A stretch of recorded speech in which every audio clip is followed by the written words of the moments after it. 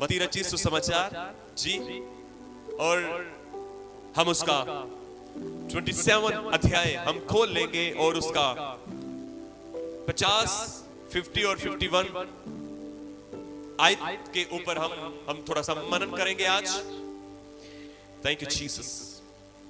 मत्ती रचित सुसमाचार उसका 27 अध्याय उसका 50 और 51 हम आयत को खोल लेंगे और हम सब आगे देखेंगे। हम सब आगे देखेंगे।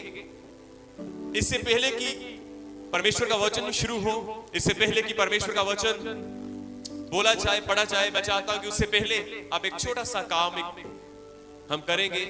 और मैं चाहता हूं कि आप अपने मोबाइल फोन को, रिक्वेस्ट है कि आप बंद कर दें, साइड पे रख दें, और मैं नहीं चाहता कि आपका ध्यान उस मोबाइल फोन के ऊपर जाए। और एक और रिक्वेस्ट करना चाहता हूं कि यदि आज आपके पास बाइबल नहीं है, एक नम्र विनती है आप सबके आगे कि आगे से आप हमेशा अपने साथ परमेश्वर का वचन कैरी करें। आपका परमेश्वर का वचन हमेशा अपने साथ रखें, बहुत जरूरी है। मैं आपको बताना चाहता हूं कि भरमाने वाली चीजों को अपने साथ ना रखें। आपको मालूम ये जो फोन है ना, फोन, आज मैं फिर इसके ऊपर थोड़ा सा बोल रहा हूं। जो फोन है, मुझे पता है आप में से कई आप उसके ऊपर खोलते होंगे ना। जब आप फोन के ऊपर बाइबल को खोलोगे, वचन को खोलोगे, आपको पता क्या होगा? एकदम से एक व्हाट्सएप के ऊपर मैसेज आ जाएगा, फेसबुक के ऊपर आपको कोई मैसेज आ जाएगा, और आप क्या होगा कि आप प्रभु के वचन से हटकर आप उस मैसेज की ओर आकर्षित हो जाएंगे। और उससे क्या होगा कि जो परमेश्वर आपसे बात करना चाहता है और चाह रहा है और कर भी रहा है, आप उस आवाज को सुन नहीं पाओगे। इसलिए एक नम्र विनती है आपके आगे, आप मेरे भाई हो, आप मेरी बहन हो, आप मेरे बड़े हो, कि जब भी बाइबल वचन खोले तो आप हमेशा अपने साथ बाइबल रखें और बाइबल को ही खोले। Hallelujah, hallelujah. सो परमेश्वर इस छोटी सी आज्ञाकारिता के कारण प्रभु आपको आशीष देगा। आमीन। मैं विश्वास करता हूं जो मैंने आपको कहा है वो आपने बड़े धीरे के साथ समझा है कि आपके पास्टर ने आपको क्या कहा है। हालेलुया। सो हमेशा चलिए, प्रभु आपको बरकत दे। हम आपसे बहुत प्रेम करते हैं और मुझसे भी ज्यादा, हमसे भी ज्यादा हमारा परमेश्वर आपसे प्रेम करता है। हालेलुया। यदि आज के दिन के लिए मैं आपको अलो कर सकता हूं, आज के दिन के लिए यदि आपके पास बाइबल नहीं है तो, पर नेक्स्ट टाइम जरूर आप बाइबल साथ में लेकर आए। चलिए, मत्ती रचित सुसमाचार उसका 27 अध्याय उसका 50 और 51 आप प्लीज पढ़ दीजिए। मैं चाहता हूं कि सबसे पहले हम माइक में नहीं पढ़ेंगे, मैं चाहता हूं कि सबसे पहले जिन्होंने बाइबल खोल ली है, अब जल्दी से सबसे पहले आप हम सब मिलकर पढ़ेंगे। चलिए स्टार्ट हो जाए। तब यीशु ने फिर बड़े शब्द से चिल्लाकर प्राण छोड़ दिए, और देखो मंदिर का पर्दा ऊपर से नीचे तक फटकर 2 टुकड़े हो गया, और धरती डोल गई और चट्टानें तड़क गई। आमीन, आमीन। आप सबने पढ़ा? अब हमारे बीच में भाई डिंपल एक बार पढ़ देंगे। Thank you so much. तब यीशु ने बड़े शब्द से चिल्लाकर प्राण छोड़ दिए, और देखो मंदिर का पर्दा ऊपर से नीचे तक फटकर 2 टुकड़े हो गया, और धरती ढोल गई और चट्टानें तड़क गई। Thank you. इस वचन को पढ़े और सुने जाने के द्वारा परमेश्वर पिता आप सभी को बहुत ऐसी आशीष दे। आमीन। यहां पर हम देखते हैं कि लिखा, तब ये वो समय है कि जब यीशु मसीह को क्रूस के ऊपर चढ़ाया गया था। ये वो समय है कि जब यीशु मसीह का बदन लहू लहान था। ये वो समय है कि जब यीशु मसीह वहां पर पूरी तरह क्या थे? नेकेड थे। ये वो समय है कि यीशु मसीह को हम यहां पर नेकेड देखते हैं, पूरे वो नंगे हैं। हम देखते हैं कि यीशु मसीह लहू से लथपथ है। हम देखते हैं कि यीशु मसीह के सिर के ऊपर एक कांटों का ताज है।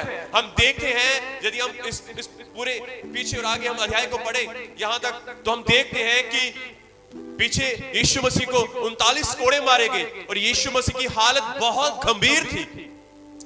और यहां पर हम देखते हैं कि यीशु मसीह क्रूस के ऊपर है और लिखा है तब यीशु मसीह ने फिर बड़े शब्द से चिल्लाकर प्राण छोड़ दिए। और जिसके ऊपर आज हम मनन करने वाले हैं वो ये बात है कि वो देखो मंदिर का पर्दा ऊपर से नीचे तक फटकर 2 टुकड़े हो गया और धरती डोल गई और चट्टानें तिड़क गई। मंदिर का पर्दा ऊपर से नीचे तक क्या हो गया? जोर से बोले। ये वो समय है कि जब यीशु मसीह को क्रूस के ऊपर चढ़ाया गया, जब यीशु मसीह ने अपने जान दे दी हम सब के लिए ताकि हम बचाए जाएं। और लिखा है कि मंदिर का जो पर्दा था वो ऊपर से नीचे तक क्या हो गया? फट गया। जोर से बोले क्या हो गया? 2 हिस्से हो गया। कितने हिस्से हो गया? 2 हिस्से हो गया। हालेलुया। क्या हम सब आगे देख सकते हैं? क्या हम सब आगे देख सकते हैं? हम इसके ऊपर थोड़ा सा मनन करेंगे।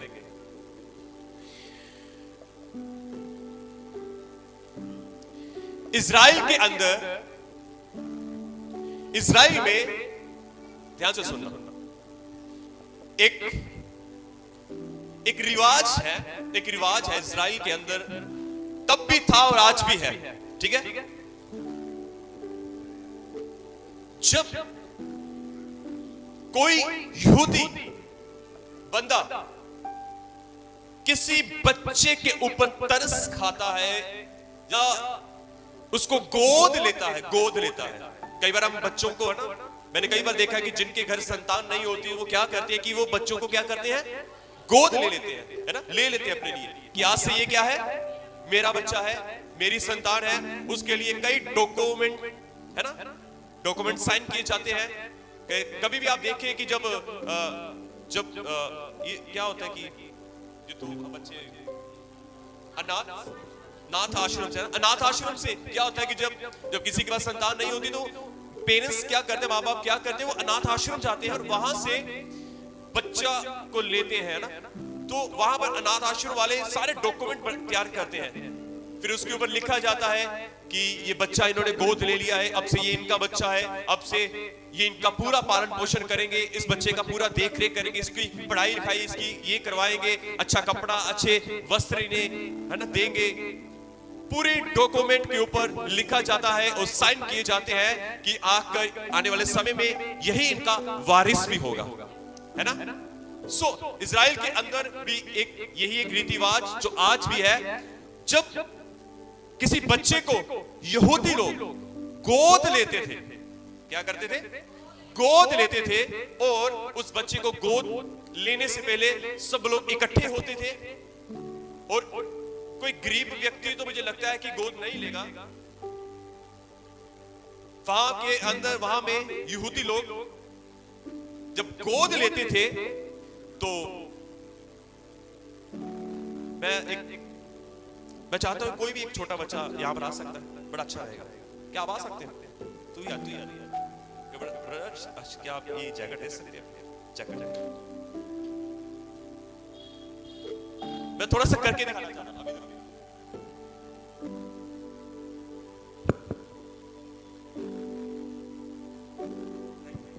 बड़ी खुशबू आ रही है इसमें। हालेलुया। सो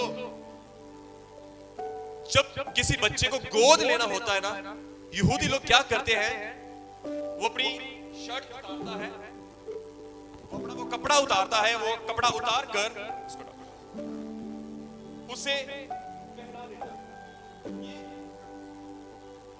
उसे पहना देता है ये कपड़ा। जब कपड़ा पहना देता है उस समय का यही रिवाज है।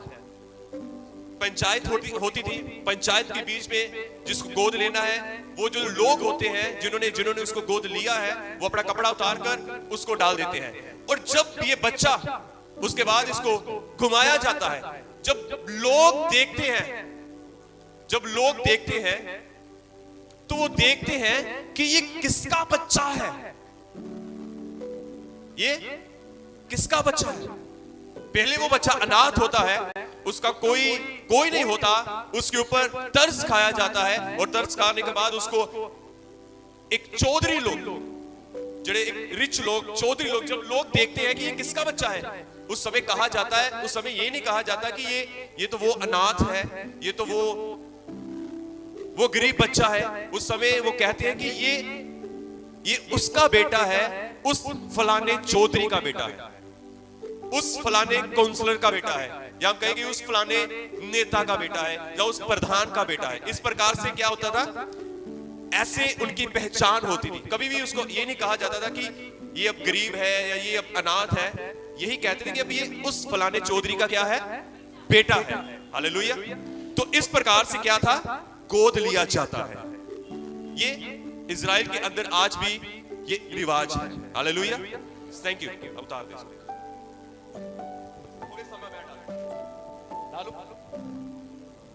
जब ऐसा होता था,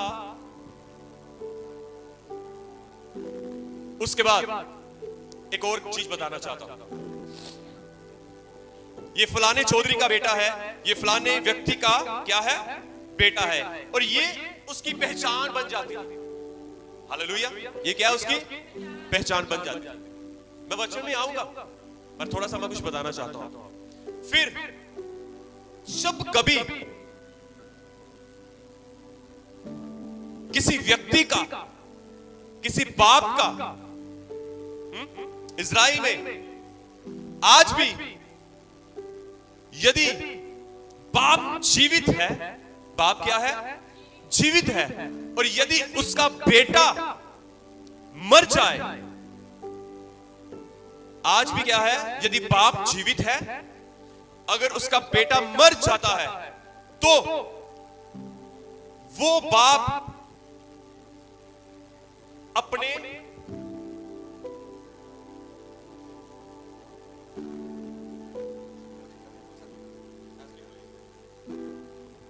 जब कभी बाप जीवित है और उसका बेटा मर जाता है, उस समय वो बाप जब बहुत रोता है, तो वो पता क्या करता है, उस समय वो बाप अपने बेटे के मरने के कारण अपने कपड़े को क्या करता है, यहां से लेकर नीचे तक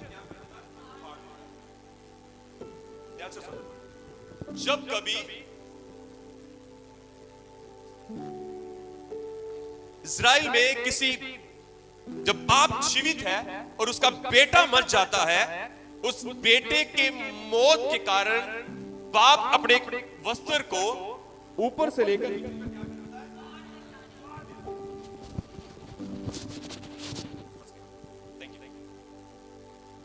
ऊपर से नीचे तक क्या कर देता है, फाड़ देता है, और कहता है कि परमेश्वर, कहता है कि परमेश्वर तूने मेरा सीना नंगा कर दिया।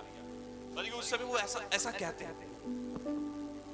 जब बाप जीवित है, जब उसका बेटा मर जाता है, वह अपने वस्त्र को ऊपर से लेकर नीचे तक फाड़ देते हैं और जोर से चिल्लाते हैं कि तूने मेरा सीना नंगा हो गया। आप समझिए इस बात को। हम थोड़ा सा और गहरे में जाएंगे। हम सब जानते हैं, बड़ा रोते हैं कि जब आप, आज थोड़ा सा वचन शिक्षा में है, बाइबल कहती है कि जब इब्राहिम के पास संतान नहीं थी, तो परमेश्वर ने उसको एक बेटे के साथ ब्लेस किया, है ना, और इब्राहिम उस बेटे को लेकर बहुत खुश था और अपने बेटे से बहुत प्रेम करता था। हालेलुया। बहुत प्रेम करता था। एक दिन क्या हुआ कि एक दिन परमेश्वर ने अब्राहम से बात की, और जब परमेश्वर ने अब्राहम से बात की और अब्राहम को कहा, तू अपने बेटे इसहाक को, ऐसे कहा, तू अपने बेटे जिससे तू बहुत प्यार करता है, क्या बहुत प्यार करता है, इसहाक को मेरे लिए क्या कर, बलिदान कर, मेरे लिए क्या कर, बलिदान कर। आपको मालूम, हम सब जानते हैं कि अब्राहम ने क्या किया, परमेश्वर का उसने कहना माना, और वो परमेश्वर के कहने के अनुसार वो अपने बेटे को बलिदान करने के लिए चला गया। और हम सब जानते हैं कि वो जो वो बलिदान करने के लिए गया, तो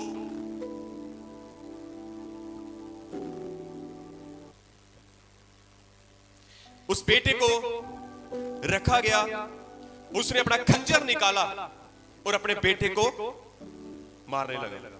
हिंदी के अनुवाद में हिंदी के जो हिंदी है ना, इस अनुवाद में ऐसा लिखा है, यहां पर ऐसा मैं पढ़ूंगा आपके लिए, लिखा जब वह उस स्थान को जिसे परमेश्वर ने उसको बताया था पहुंचा, तब अब्राहम ने वहां वेदी बनाकर लकड़ी को चुन चुन कर रखा और अपने पुत्र इसहाक को बांध कर वेदी पर की लकड़ी के ऊपर रख दिया। फिर अब्राहम ने हाथ बढ़ाकर छुरी को लेकर कि अपने पुत्र को बलिदान करे, लिखा छुरी को लेकर ताकि अपने पुत्र को क्या करे, बलिदान करे। तब यहोवा के दूत ने उसको ऊपर से उसको पुकार से कहा, हे अब्राहम। उसने कहा, देख मैं यहाँ पर। उसने कहा, उस लड़के पर हाथ मत बढ़ा और ना उसको कुछ कर, क्योंकि तूने जो मुझसे अपने पुत्र वरन अपने इकलौते पुत्र को भी नहीं रख छोड़ा। इससे मैं अब जान गया कि तू परमेश्वर का भय मानता है। जब अब्राहम अपने बेटे को मारने वाला था, उस समय परमेश्वर ने उसको रोक दिया। क्या लिखा है? रोक दिया। और परमेश्वर ने जान लिया कि तू मुझे प्रेम करता है, तू मेरा भय मानता है। और आगे लिखा है कि परमेश्वर ने तब अब्राहम ने आंखें उठाई और क्या देखा कि उसके पीछे एक मेढ़ा अपने सींगों से एक झाड़ी में फंसा हुआ। अब्राहम ने जाके उस मेढ़े को लिया और अपने पुत्र के स्थान पर उसे होम बलि करके चढ़ाया। हम यहाँ पर देखते हैं कि जब परमेश्वर ने अब्राहम को रोक दिया और परमेश्वर ने उसके लिए इंतजाम भी किया। परमेश्वर ने एक इंतजाम किया, एक मेमना, एक मेढ़ा वो झाड़ियों में फंसा हुआ था, और परमेश्वर ने क्या कहा कि अपने बेटे के स्थान के ऊपर इस मेढ़े को रख और बलिदान कर। हालेलुया। हम ध्यान से सुनेंगे।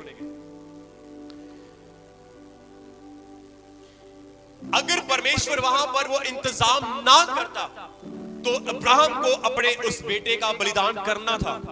जब उसने अपने बेटे का बलिदान करना था तो सेम उसी तरह जैसे मैंने आपको पहले बताया कि जब एक बाप का बेटा मर जाता है तो वो रोता रोता अपने वस्त्र को फाड़ देता है, क्योंकि वो कहता है कि परमेश्वर तूने मेरे सीने को नंगा कर दिया है। और अब्राहम अपने बेटे को बलिदान करने के बाद यही चीज करने वाला था। यही बात क्या है, वो करने वाला था। ध्यान से सुने, क्या अपने बेटे को मारने के बाद, बलिदान करने के बाद अपने वो वस्त्रों को क्या था, वो फाड़ने वाला था। पर ध्यान से सुने, पर परमेश्वर ने अब्राहम को ऐसा करने नहीं दिया।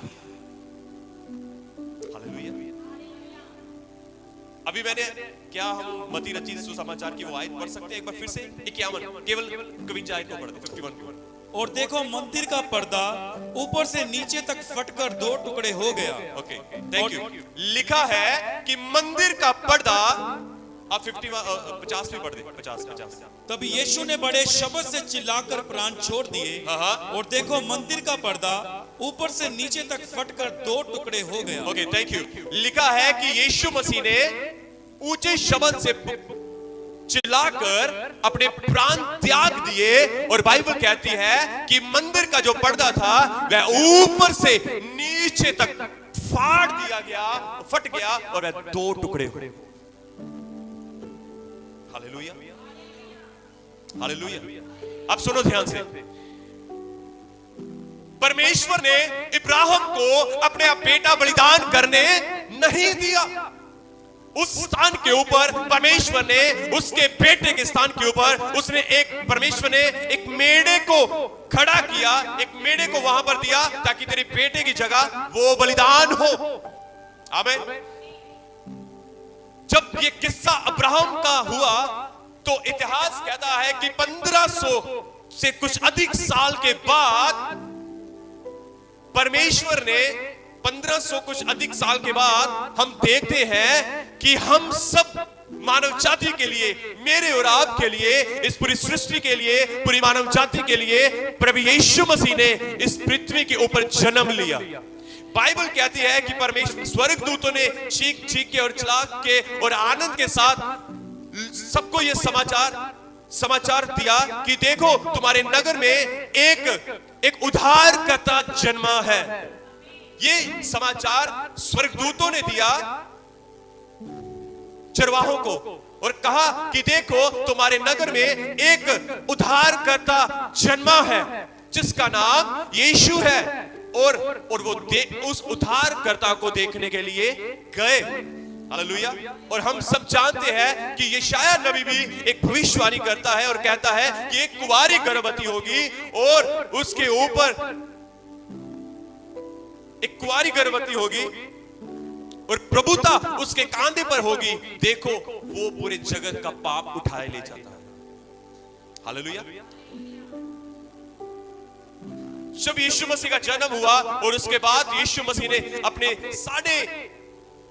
3.5 साल की जो उन्होंने सेवा की और उसके बाद अंतिम समय में जब वो हम सब का पाप लिए हुए क्रूस उठाए हुए वो उस जगह के ऊपर जा रहे थे जिस जगह के ऊपर उन्होंने अपने प्राण त्यागने थे। हालेलुया। हालेलुया। जोर से बोले हालेलुया। हालेलुया। यीशु मसीह ने कोई पाप नहीं किया था, उन्होंने कोई गुनाह नहीं किया था, उन्होंने कोई ऐसा काम नहीं किया था कि जिसके कारण उन्हें ये मौत की सजा दी जाए। पर बाइबल कहती है कि वह हम सब गुनहगार लोगों के लिए इस पृथ्वी के ऊपर आए ताकि हमारा जो पाप था उसके ऊपर लाद दिया जाए। और हम सब जानते हैं ना, मैं इसके ऊपर थोड़ा सा ज्यादा नहीं जाऊंगा, मैं आगे जाऊंगा। जो मैं आपको बताना चाहता हूं कि यीशु मसीह को क्रूस के ऊपर चढ़ा दिया गया। क्रूस के ऊपर जब चढ़ाया तब वहां पर हम देखते हैं कि यीशु मसीह ने ऊंचे शब्द से पुकार कर अपने प्राण त्याग दिए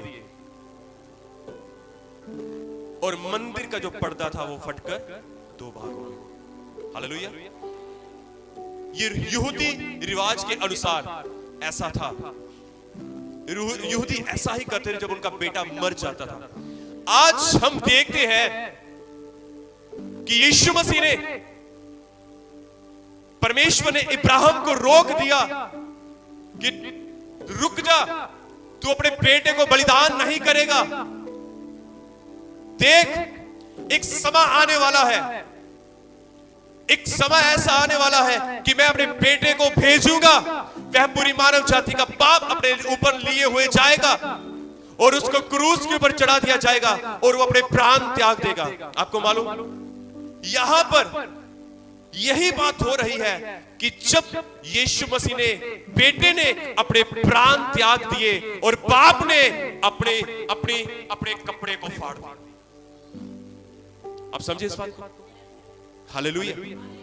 हालेलुया। जब बेटे ने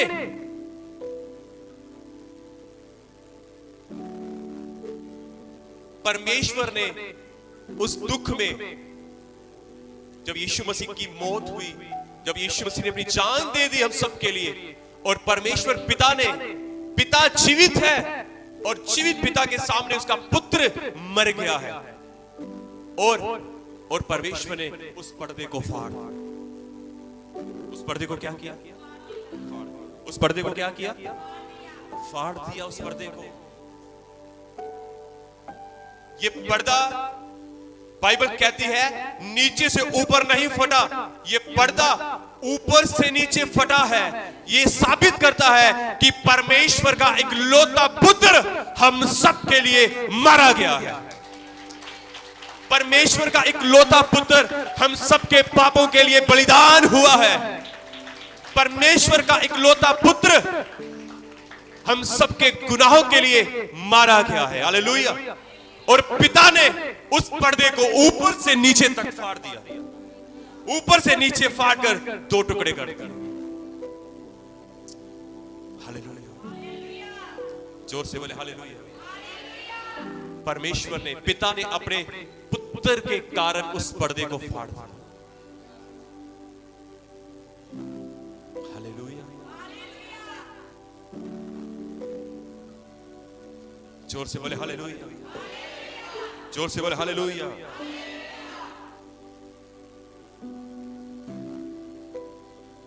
परमेश्वर कहता है कि मेरा बेटा मर गया है, मेरा सीना नंगा हुआ, मेरा सीना नंगा हुआ।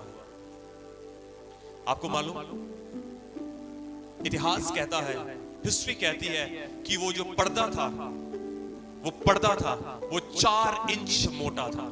4 इंच मोटा था। 4 इंच कितना होता है पता है?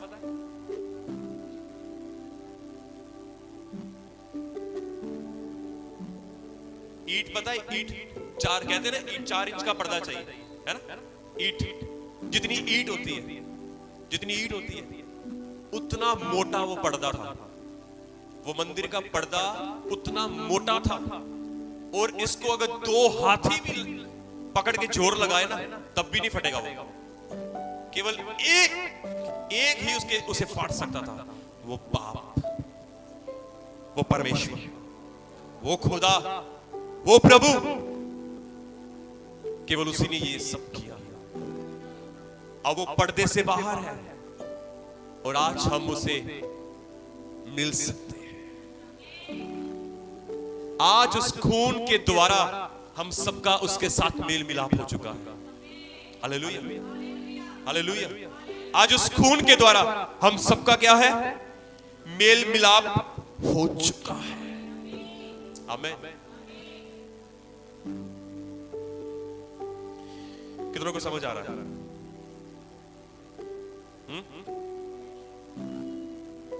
जोर से बोले हालेलुया, जोर से बोले हालेलुया। बोले यीशु मसीह के नाम की बोलो। पर अपने पड़ोसी को बोलो, परमेश्वर आपसे प्रेम करता है। जोर से कहो, परमेश्वर आपसे प्रेम करता है। वो आपको ना तो छोड़ेगा ना त्यागेगा।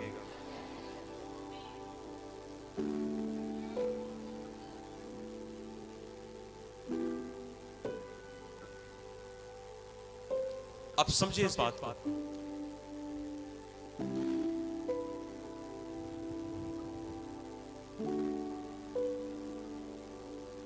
परंतु परमेश्वर ने जो दया का धनी है, अपने उस बड़े प्रेम के कारण जिससे उसने हमसे प्रेम किया, जब हम अपराध के कारण मरे हुए थे तो हमें मसीह के साथ जिलाया। अनुग्रह ही से तुम्हारा उद्धार हुआ है, और मसीह यीशु में उसके साथ उठाया और स्वर्गीय स्थानों में उसके साथ बिठाया। हालेलुया। ये परमेश्वर का अनुग्रह है जो मेरे और आपके जीवन में हुआ है। ये परमेश्वर का क्या है? अनुग्रह है जो मेरे और आपके ऊपर हुआ है। ये आपकी योग्यता नहीं है, किसी की योग्यता नहीं है। बाइबल कहती है उसने पहले हमसे प्रेम किया है। उस प्रेम को देखकर फिर मैंने उससे प्रेम किया। पहले उसने हमसे प्रेम किया है, फिर आपने उससे प्रेम किया। हालेलुया।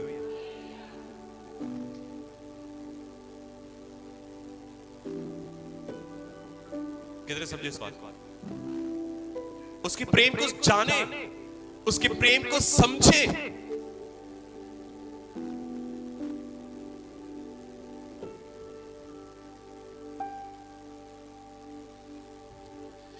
जब हम देखते हैं ना कि जब वो किसी को गोद लेता है कोई व्यक्ति, और वो ये रिवाज था कि वो अपने कपड़े उतारकर उसको पहना देता था, उसको पहना देता था। आपको मालूम ये कपड़ा क्या दर्शाता है? आपको मालूम ये कपड़ा क्या दर्शाता है? ये कपड़ा दर्शाता है कि परमेश्वर ने आपसे बहुत प्रेम किया है, आपसे बहुत प्रेम किया। ये कपड़ा दर्शाता है कि आप यीशु के लहू में छिप चुके हो। ये कपड़ा दर्शाता है कि ये आप यीशु के लहू में छिप चुके हो। आपके ऊपर यीशु मसीह का लहू है। जब लोग आपको देखते हैं, जब लोग उसको देखते थे और कहते थे कि ये उस फलाने चौधरी का क्या है? बेटा है। आज जब आपके ऊपर यीशु मसीह का लहू है, तो जब दुष्ट आत्माएं आपको देखती हैं तो वो ये कहती है कि ये वही है जो यीशु के लहू से खरीदा हुआ है, ये वही है जिसके लिए यीशु ने अपना लहू दिया है, ये वही है यीशु के लहू से खरीदा हुआ, यीशु के लहू से खरीदा हुआ वो बेटा, यीशु के लहू से खरीदी हुई वो बेटी, ये वही है, क्योंकि इसके ऊपर यीशु मसीह का लहू है। Hallelujah, hallelujah, hallelujah. ये वही है जब लोग देखते हैं ये फलाने चौधरी का बेटा है, आज जब लोग तुम्हें देखते हैं तो ये लोग कहते हैं कि ये यीशु वाले हैं, ये यीशु मसीह के लोग हैं, ये यीशु मसीह की बेटी है, ये यीशु मसीह का बेटा है। ओ दुष्ट आत्मा आपको देखकर कहती है अरे नहीं, ये यीशु के लहू से खरीदा हुआ है। जब दुष्ट आत्माओं ने पर यीशु मसीह को देखा तो यीशु मसीह को देखकर क्या कहती है, हे परमेश्वर के पुत्र, तू हमें दुख देने क्यों आया है? यीशु ने कहा चुप कर। हालेलुया। दुष्ट आत्माएं पहचानती है।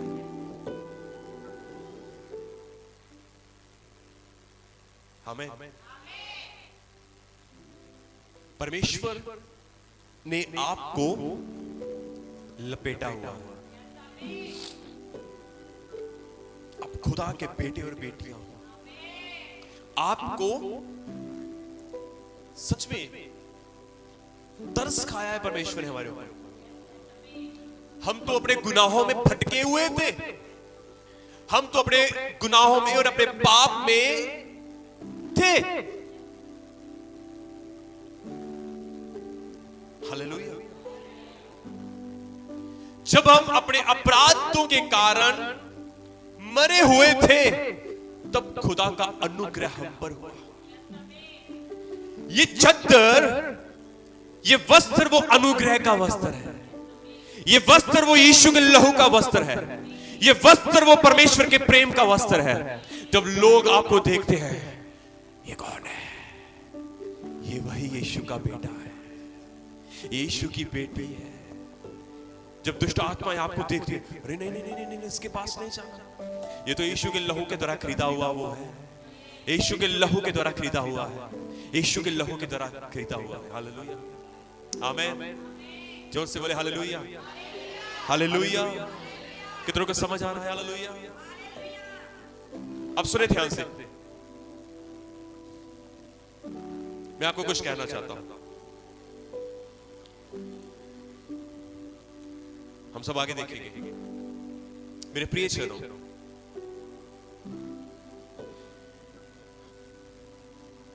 आज मसीह व्यक्ति जब उसके जीवन के हालात सही हो जाते हैं,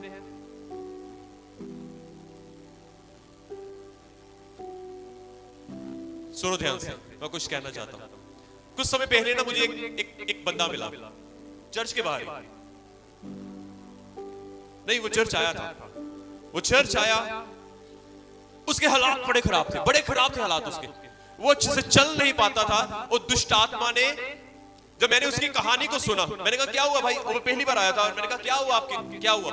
उन्होंने कहा कि मैं बिल्कुल ठीक था। उसने कहा मैं बिल्कुल ठीक था। मैंने कहा फिर? कहता एक दिन पता नहीं क्या हुआ कि मैं अपने काम पर था तो एकदम से मैं थोड़ा सा बीमार हुआ और मैंने काम से छुट्टी ले ली। कहता मैं फिर से काम पर गया और फिर से मेरी तबीयत खराब हुई, मैं फिर से घर आया। जब मैं बीमार हुआ तो एकदम से मेरे पैर में पता नहीं क्या हुआ, मेरी पूरी लात में, मेरे पैर में पता नहीं क्या हुआ। कहता मैं बीमार था, जस्ट बीमार ही हुआ, कोई बड़ी कुछ नहीं हुआ ऐसा बड़ा, मैं बीमार हुआ और मैं बिस्तरे के ऊपर लेटा था कि जब मैं उठा तो मैं उससे चला नहीं जा रहा था, चला नहीं जा रहा था।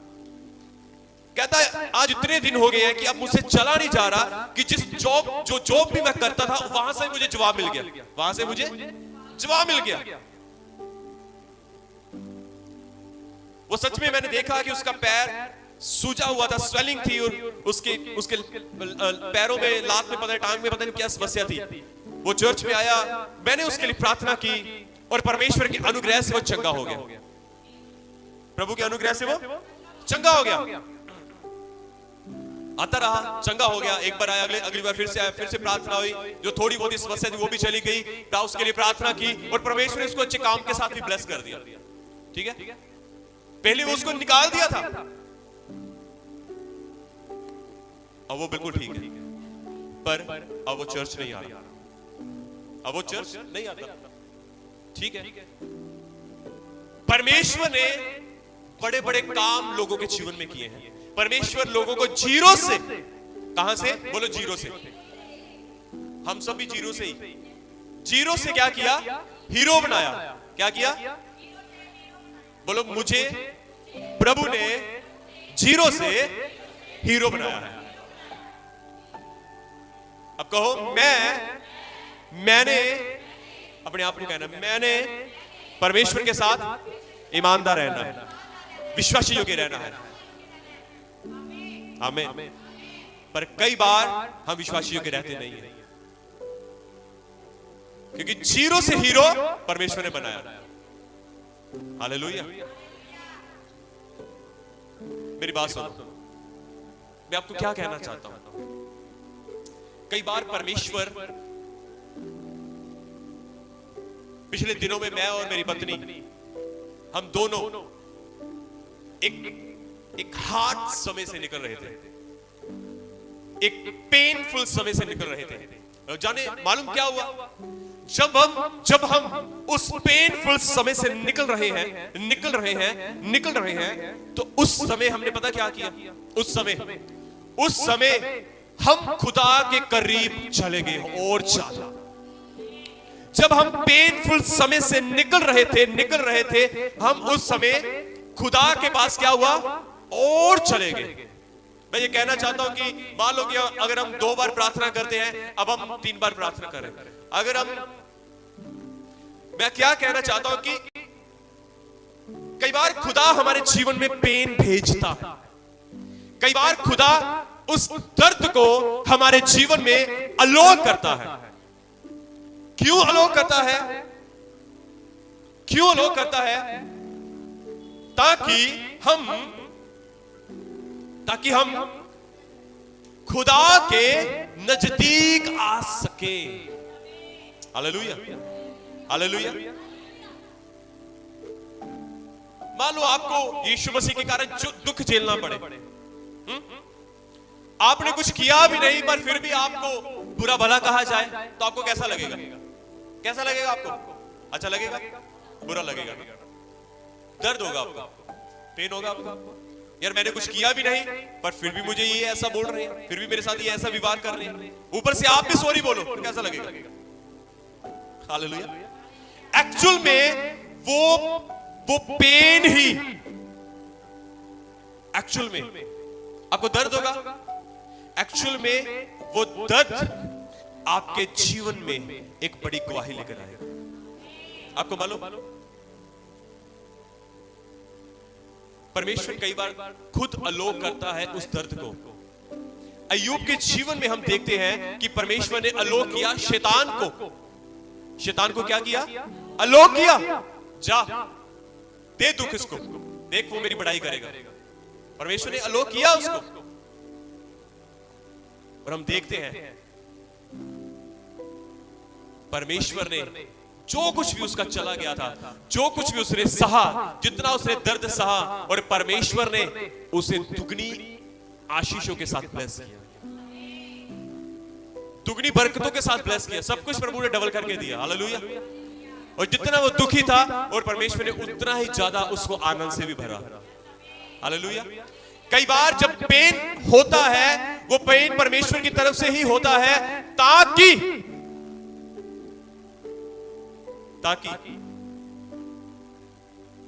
आप खुदा के नजदीक आ सके, और वो पेन आपके जीवन में एक गवाही बनकर खड़ा होता है। वो दर्द आपके जीवन में एक गवाही बनकर क्या है?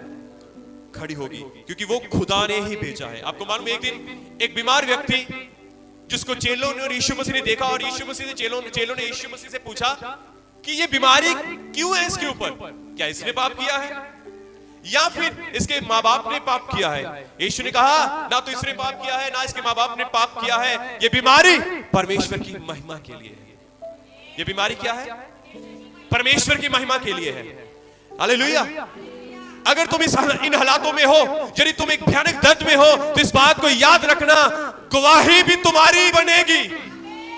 यदि तुम पेन में हो तो गवाही भी तुम्हारी बनेगी। हालेलुया। गवाही भी तुम्हारी खड़ी होने वाली है। जय जयकार के साथ तुम भी वापस आने वाले हो। Hallelujah, hallelujah. कितने समझे इस बात को?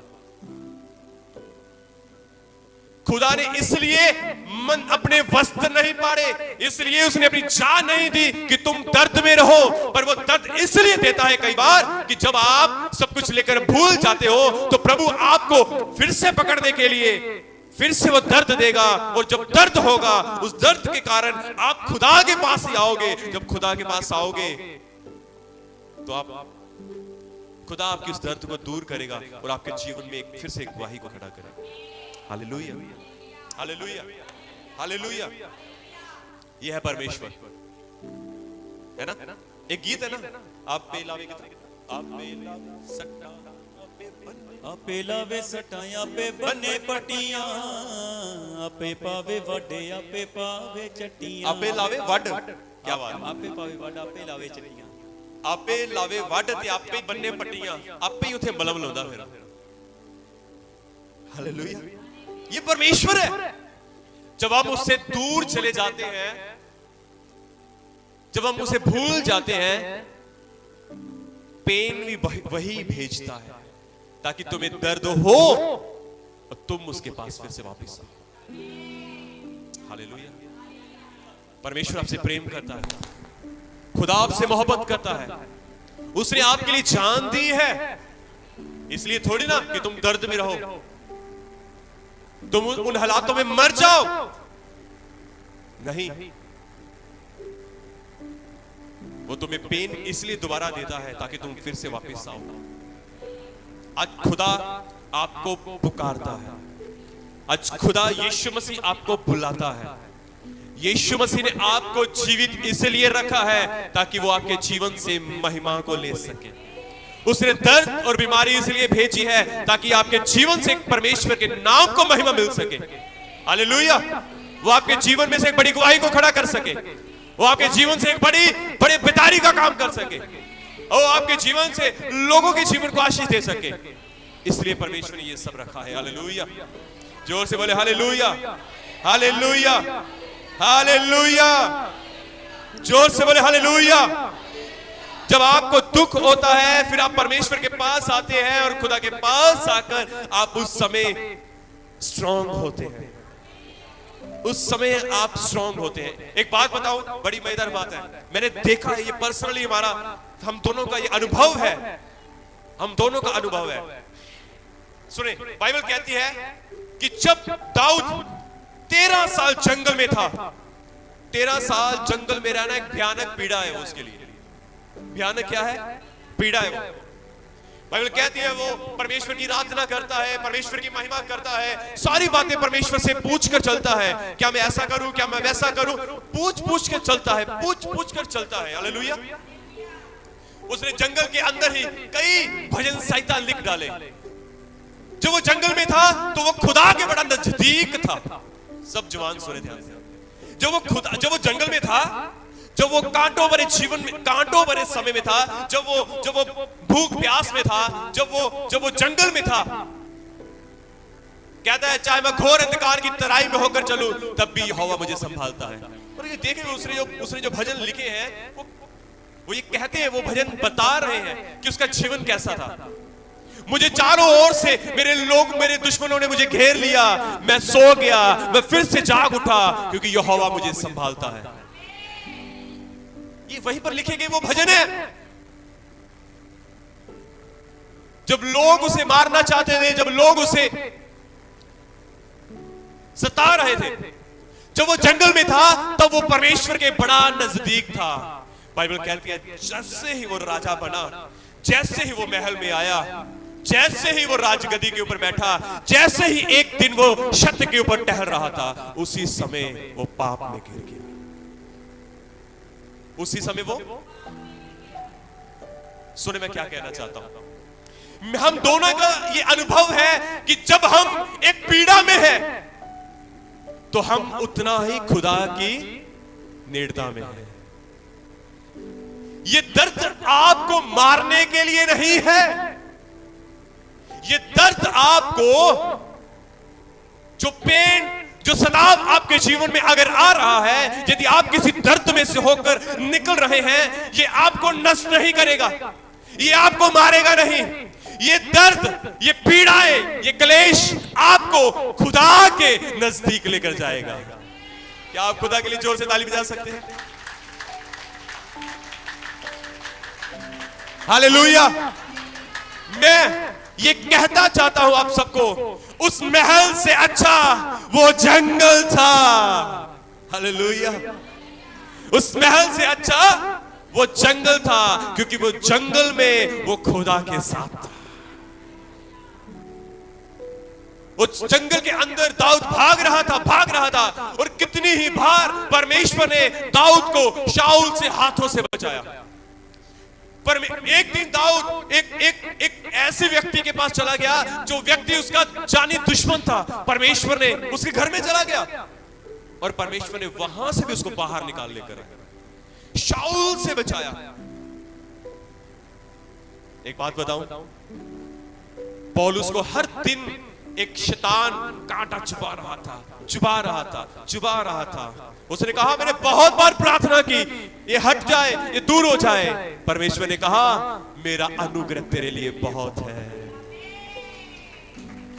आमीन, हालेलुया, हालेलुया। ये कांटा आपको मारने के लिए नहीं है, ये कांटा आपको नष्ट करने के लिए नहीं है। ये कांटा आपके जीवन में इसलिए हो सकता है ताकि हम खुदा से अनुग्रह हर दिन मांग सके, हर दिन हम उसके अनुग्रह को लेकर चल सके, हर दिन हमारा जीवन, हर दिन हमारी यात्रा उस अनुग्रह से भरी हो। समझ आ रहा है आपको?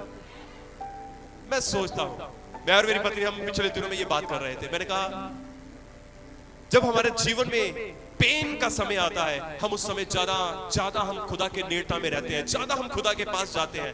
जब पेन का समय हट जाता है, जब वो समय हट जाता है, समय जब उस पेन से जब हम बाहर आ जाते हैं, हम भी कई बार ढीले पड़ जाते हैं। सच में आप पूछ सकते हैं उनसे, हम कई बार आपस में जब बात करते हैं तो परमेश्वर की ऐसे बात करते हैं। मैंने कहा हम दोनों ने एक दूसरे से कहा, मैंने कहा यार वो समय सही है, वो कांटे वाला समय सही है, जो चुभता है। वो चुभन, अगर वो चुभन मुझे परमेश्वर के राज्य में पहुंचा दे, तो वो चुभन मेरे लिए अद्भुत है। हालेलुया। वो चुभन मुझे चाहिए। ये चुभन नहीं है, पर ये मेरे लिए आशीष है। ये चुभन नहीं है, ये मेरे लिए आशीष है। ये चुभन नहीं है, ये मेरे लिए आशीष है। मैं चाहता हूं, हालेलुया, कि ये चुभन मुझे ऐसे ही चुभती रहे। क्या बात है? कितनों को समझ आ रहा? मैंने जो कहा आप बताएं, क्या सही है या गलत है? सही है कि गलत है?